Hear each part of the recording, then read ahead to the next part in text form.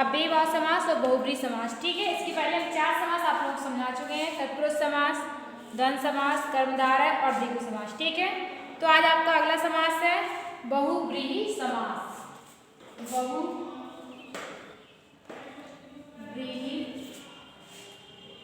समास। ठीक है, इसका सूत्र होता है अनेक मन्य पदार्थे। सूत्र है इसका अनेक मन्य पदार्थे।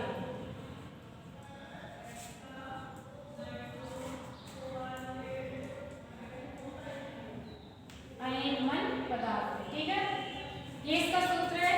इसकी परिभाषा होती है, इसकी परिभाषा क्या होती है कि जिस समास का समस्त पद, जिस समास का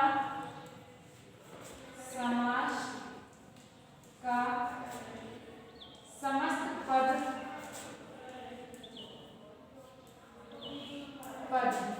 किसी अन्य का बोध कराता है, किसी अन्य का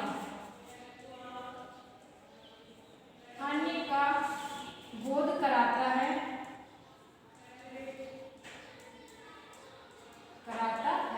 उसे बहुब्रीहि समास कहते हैं। ठीक है, बहुब्रीहि समास यानी अनेक मन्य पदार्थ। इसका अर्थ निकल रहा है अनेक मन्य पदार्थ, यानी दूसरा अन्य पदार्थ, यानी किसी दूसरे समास का समस्त पद किसी अन्य का बोध कराता है, यानी किसी दूसरे का बोध कराता है, इसकी जानकारी देता है, उसे हम कहते हैं बहुब्रीहि समास। ठीक है, इसे जब हम बनाते हैं तो इसमें लगाते हैं यस् सा, येन सा। ठीक है, ये सा। जब समास को अपने समास को जब बनाते हैं तो उसमें हम यस सा और येन सा लगाते हैं, बाकी के अंत में, समास के अंत में लगाते हैं। अब दो दिए गए यस सा और येन सा, तो दोनों एक जगह तो लगेंगे नहीं, तो जहाँ पे जिसका, जिसकी, जिसके, जहाँ पर जिसका, जिसकी, जिसके, इस तरीके को प्राप्त करके अर्थ निकले तो वहां पे लगाएंगे हम यस सा। जहाँ पर जिसे और जिसने का अर्थ निकले, जिसे और जिसने, ठीक है, का अर्थ निकल रहा है, तो वहां पे हम लगाएंगे ये सा। ठीक है, क्योंकि समास जब बनाएंगे तो पहले हम समास की हिंदी को निकालेंगे।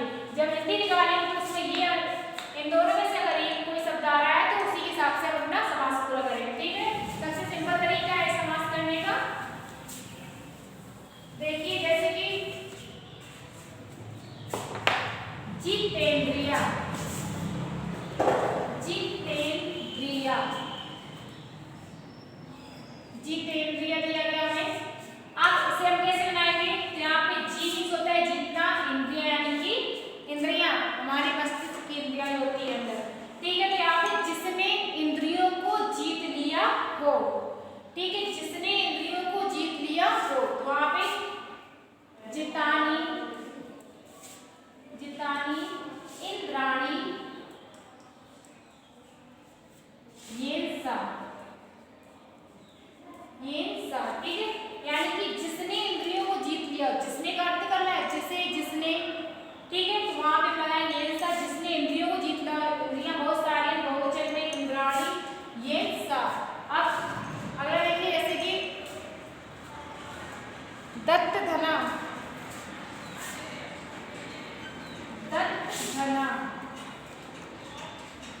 दत्त मीन्स होता है देना, धन यानी कि धन।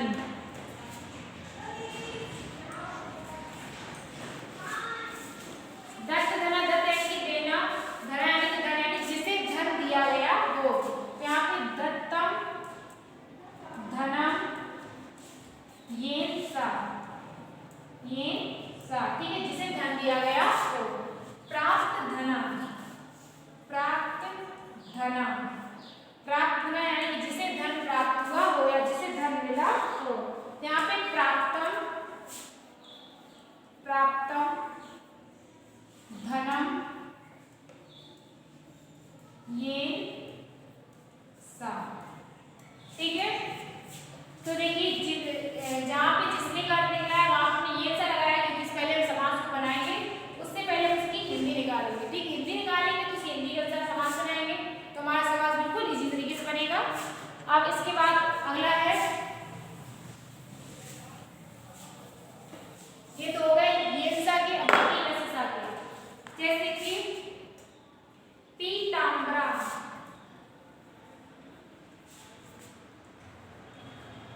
पीतांबरा, पीत मीन्स होता है पीला, अगर पीत और अमरा को अलग करेंगे पीत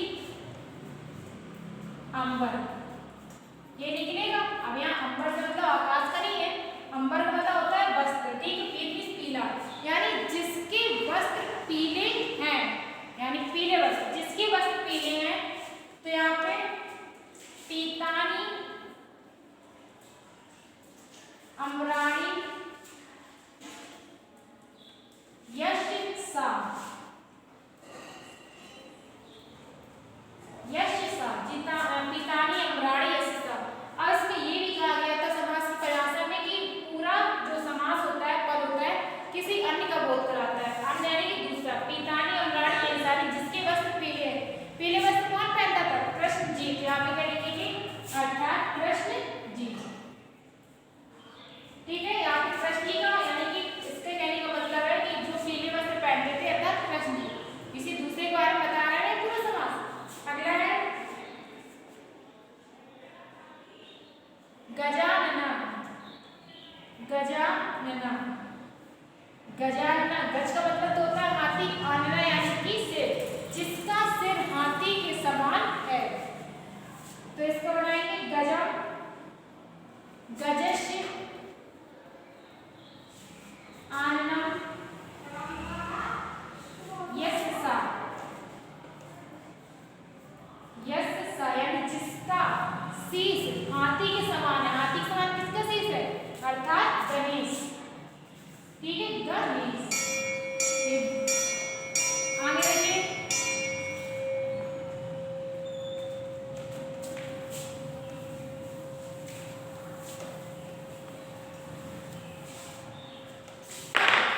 अगला है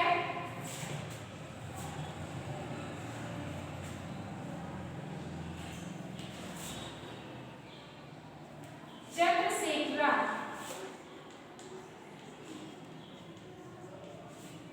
चंद्रशेखरा, चंद्र चंद्रमा, शेखर यानी कि शिखर, शीश, जिसके शीश पर चंद्रमा है, यानी चंद्रम शिखरम यशसा, जिसके शीश पर चंद्रमा है, चंद्रम शिखरम यशसा। तो किसके शीश पर चंद्रमा रहता है? चंद्र यानी कि जिसके शीश पर चंद्रमा यानी कि शिव जी, शिव जी ही है जो चंद्रमा को धारण करते हैं, अर्थात शिव जी जिसके शीश पर चंद्रमा है, जिसके आया तो यश सा लगा दिया, जिससे आता तो आप ये सा कर लेते हैं। ठीक है, जैसे कि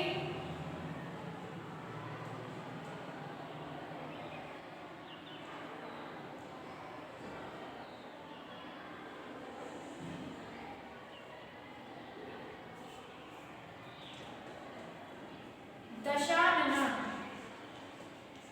दशानन, दशानन, 10 यानी कि 10 मिट्टी के हो गए, आनन यानी कि सिर, जिसके 10 शीश हैं, दशम आननम, आननम यस्य सा, जिसके 10 आनन है, यानी जिसके 10 शीश है। 10 शीश किसके? रावण के, अर्थात रावण। ये संपूर्ण पद, संपूर्ण समास किसी अन्य का बोध करा रहा है, यानी कि किसी अन्य के बारे में बता रहा है। आगे देखिए, और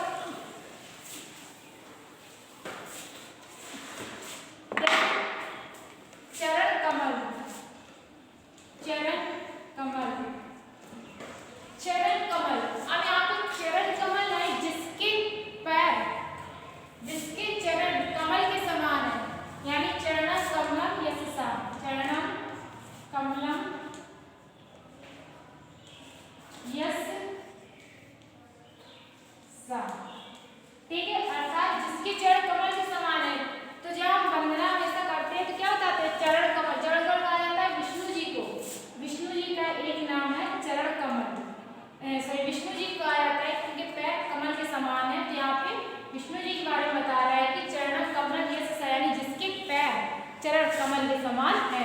ठीक है, तो ये था आपका बहुब्रीहि समास, जहाँ पे जिसका, जिसकी, जिसके का अर्थ निकले वहाँ पे यस सा लगाएंगे, और जहाँ पे जिसे और जिसने का अर्थ निकलता है वहाँ पे ये सा। ठीक है, ये समस्त समास किसी अन्य का बोध कराता है, यानी कि खुद की छोड़ कर किसी अन्य के बारे में दर्शाता है कि किसके बारे में कहा गया है। ठीक है, तो अब हम क्या पढ़ाएंगे आप लोगों को अव्ययीभाव समास। ये तो था आपका बहुब्रीहि समास, अव्ययीभाव समास।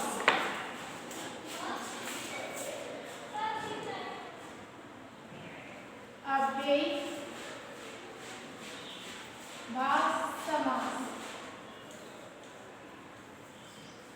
ठीक है, तो पहले तो इसका मतलब सही अव्यय, अव्यय का मतलब होता है उपसर्ग, इसमें पहले से ऊपर दे दिया गया उपसर्ग।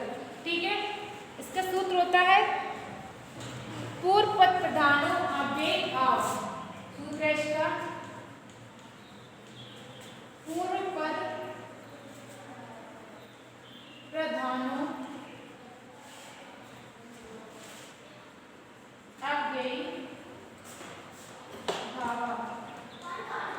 ठीक है, पूर्व पद प्रधानो अव्ययीभाव, यानी कि जिसका पूर्व यानी पहला पद प्रधान होता है और वही अव्ययीभाव और वही अव्यय होता है, यानी कि उपसर्ग भी वही होता है। ठीक है, तो यहाँ पे पहला पद प्रधान हो गया अव्यय, अव्यय का मतलब होता है उपसर्ग, उपसर्ग।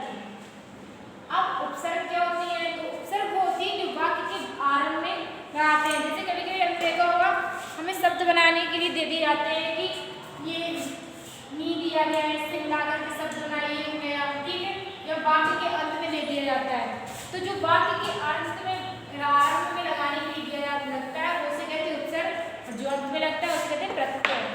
ठीक है, तो उपसर्ग यानी जिस समास का पहला पद अव्यय होता है, पहला पद प्रधान होता है और उपसर्ग होता है, उसे अव्ययीभाव समास कहते हैं। ठीक है, और दूसरा पद क्या होता है? संज्ञा या सर्वनाम, यानी ये पहला पद उपसर्ग निकल जाएगा तो जो अंतिम पद बचेगा वो संज्ञा होगा, यानी किसी का नाम लिया जाएगा, किसी के बारे में संज्ञा सर्वनाम होगा। ठीक है, तो देखिए उपसर्ग पहले देख लीजिए कौन कौन सी है। जैसे अनु, अनु का मतलब होता है योग्य। ठीक है, प्रति, प्रति का मतलब होता है प्रत्येक।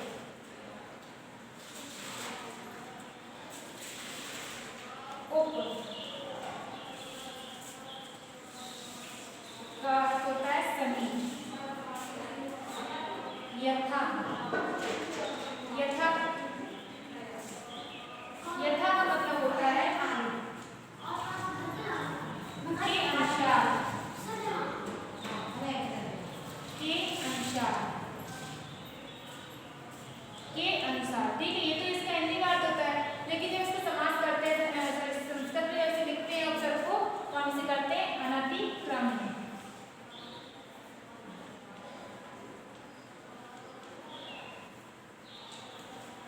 अनतिक्रम में। ठीक है, सा, सा यानी कि सा का अर्थ होता है सामने, और सामने को हम लिखते हैं संस्कृत में सादृश्य, सादृश्य। नी, नी का अभाव होता है, नी का मतलब होता है अभाव, अभाव या कमी। ठीक है,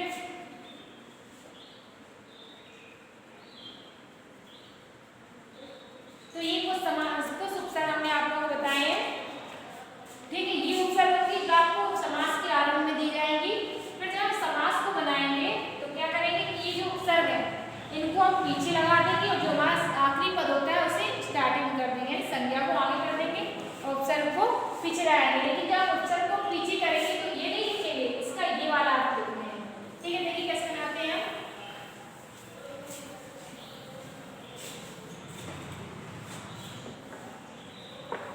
देखिए जैसे कि दे दिया अनुरूपा,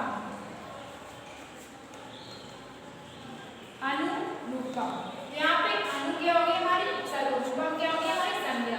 लेकिन जब समास बनाएंगे तो क्या करेंगे, उल्टा करेंगे।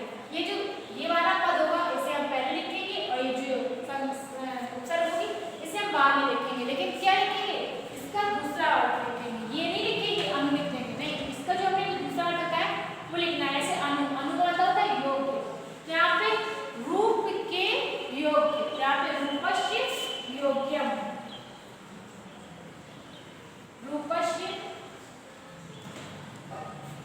योग्य, ठीक है, अनुपश्य योग्य। अगला है जैसे यथाशक्ति, यहाँ पे यथा का मतलब होता है के अनुसार है, संस्कृत में क्या होते हैं अनतिक्रम, शक्ति को तो पता ही है आपको, सामर्थ्य या शक्ति। जब इसका समास करेंगे तो ऐसे करेंगे, अगर ऐसे आगे किसी पीछे लिखेंगे तो लिखेंगे शक्ति, शक्ति का शक्ति। अब शक्ति संस्कृत में क्या अनुसार लगाएंगे नहीं, क्योंकि हिंदी है पूरी हमारी, ठीक है, तो इसे के अनुसार लिखेंगे संस्कृत में अनतिक्रम, शक्ति अनतिक्रम यानी शक्ति के अनुसार, यही अर्थ है इसका, ठीक है।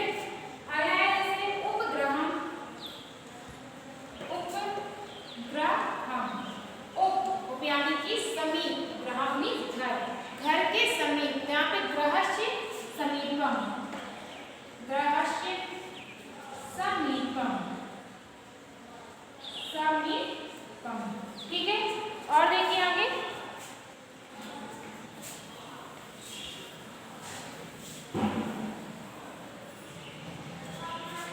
ठीक है, आगे देखिए अगली प्रतिदिनम। अब देखिए हमने लिखे यहाँ पे प्रतिदिनम, यहाँ पे प्रति का मतलब हमने बताया प्रत्येक या एक, इनका मतलब तो पता है, लेकिन यहाँ इसको समास बनाते हैं तो यहाँ पे प्रति का अर्थ नहीं लिखते हैं, प्रति का अर्थ तो प्रति लिखते हैं, लेकिन दिन का अर्थ लिख देते हैं दिनम, दिनम प्रति, दिनम दिनम प्रति, ठीक है। जब प्रति करके समास आता है तो समास को हम इस प्रकार से अपना पूरा करते हैं, जैसे निर्जनानाम, निर्जनानाम, निर्जनम,